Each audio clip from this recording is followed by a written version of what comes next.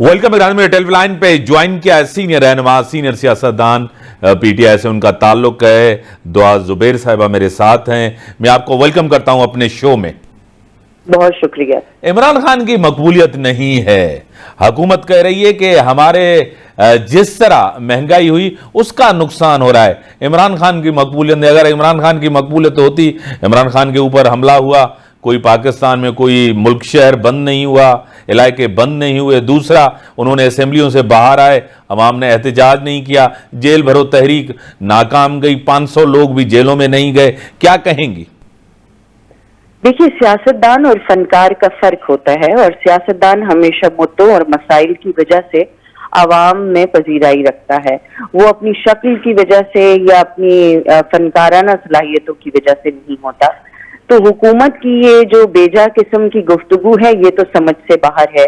और जिस तरीके से हुकूमती मशीनरी का इस्तेमाल करके आपने लोगों को जख्मी किया, आपने लोगों को मार दिया, और आप ये कहते हैं कि जी लोगों में पजीराई नहीं है, लोग निकल के नहीं आए, तो क्या मतलब आप जिस तरीके का तशद्दुद कर रहे हैं, आपने इस वक्त पाकिस्तान के अंदर जम्मू कश्मीर का मंजर आप यहाँ पर पेश कर रहे हैं, रोड्स के ऊपर लोगों को आप परेशान कर रहे हैं। और आने वाले वक्तों में हमारे साथ वैसे ही जिंदगी में बड़े सारे मसाइल हैं कि जहाँ पर हमें कमाने के लिए अपने बच्चों को खिलाने के टेंशन है, तो वहां पर आप अगर लोगों को मजीद थ्रेटन करेंगे और उनके जज्बात को मजीद दबाने की कोशिश करेंगे, तो होता ये है कि आप किसी चीज को दबाते हैं तो आप एक स्प्रिंग की तरह से उसका आपको रिजल्ट भी मिलेगा।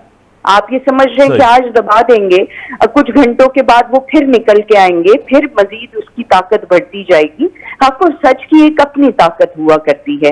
तो इमरान खान साहब की मकबूलियत का अंदाजा इस तरह से लगाया जा सकता है। और हम वैसे मैं आपको वैसे मकबूलियत की बात से जरा हट करता हूँ। यहाँ कोई मकबूलियत का कंपटीशन तहरीक इंसाफ नहीं लड़ रही है। तहरीक इंसाफ इस वक्त अवाम की जंग लड़ रही है कि जिस तरीके से इस वक्त यहाँ पर आज इज्जत से रोटी खाना एक चैलेंज बन गया है, अपने बच्चों को 2 वक्त की रोटी खिलाना नामुमकिन होता जा रहा है। जो लोग 2 वक्त की खाते थे, आज वो 1 वक्त की रोटी पर आ गए।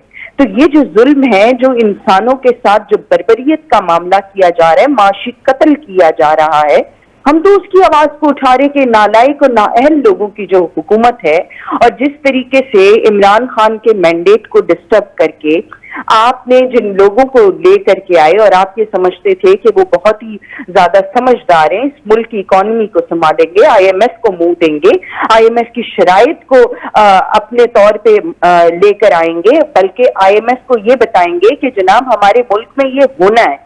जो आईएमएफ आपको डिक्टेशन दे रही है, आपने अपने मुल्क में अपनी आवाम के ऊपर जो जुल्म किया है, तो इसके जवाब दे तो ये हुकूमत मौजूदा हुकूमत है। इमरान खान साहब का क्या ये 23 करोड़ जो लोग हैं, इंसान है, खलकत खुदा, ये इनको नजर नहीं आ रही? एक इमरान खान फोबिया लेकर ये हुकूमत खड़ी हुई है। इनको 23 करोड़ आवाम को देखना चाहिए कि इनका मसला रोटी है, इनका मसला रोजगार है, इनका मसला जिंदगी की बेहतरी है, इनका मसला इनकी आने वाली नस्ल है, इनका फ्यूचर है। इमरान खान साहब जिस तरह मोहतरम जनाब आसिफ अली जरदारी साहब जेल में गए, मोहतरमा फरियाल टालपुर साहिबा, मरियम नवाज साहिबा, नवाज शरीफ, शहबाज शरीफ सब जेलों में गए और कोई किसी ने रिएक्शन नहीं दिया।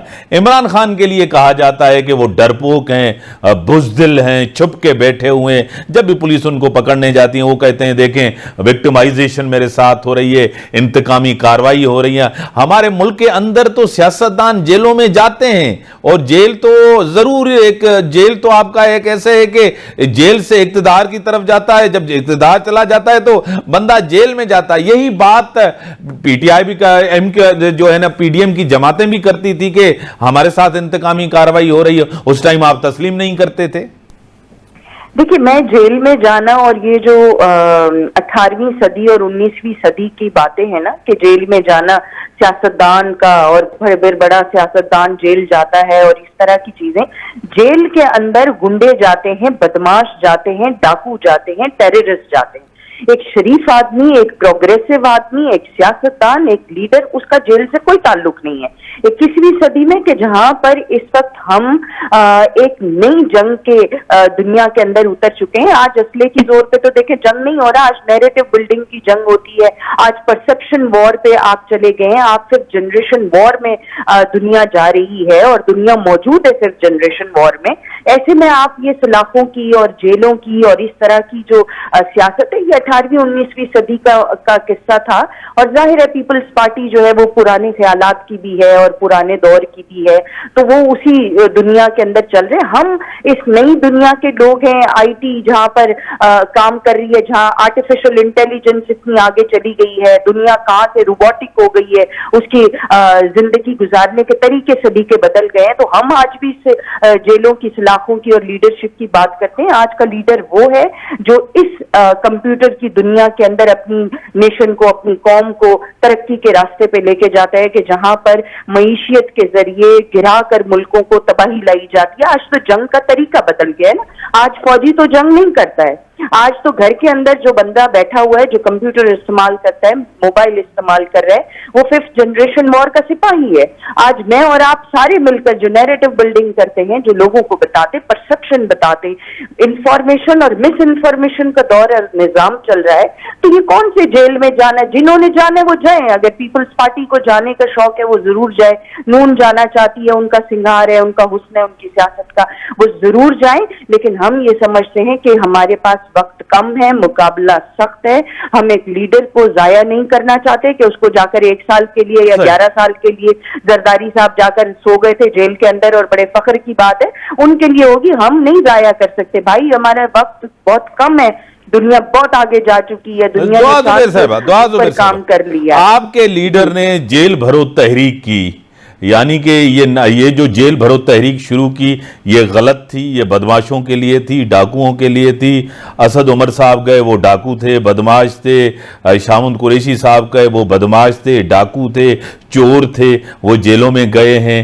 اور جو جیل بھرو تحریک ہے یہ جو تھی بدماشوں کے لیے, عمران خان نے اعلان کیا تھا کہ وہ جیلوں میں جائیں گے. ایک جیل بھرو تحریک ایک آپ کو ایک جس کو کہتے ہیں مقابلے کے طور پہ ایک سوشلی ایک ایکٹیویٹی جنریٹ کی. ہم نے بتایا کہ ہم خود سارے کے سارے جیل چلے جاتے ہیں, باہر نہیں رہتے. جن کو پولیس پکڑتی ہے, جن کو ریاست پکڑ رہی ہے, وہ ڈیفینیٹلی کسی بات پہ, کسی FIR پہ, کسی گنڈا گردی اور بدماشوں کو پکڑتی ہے.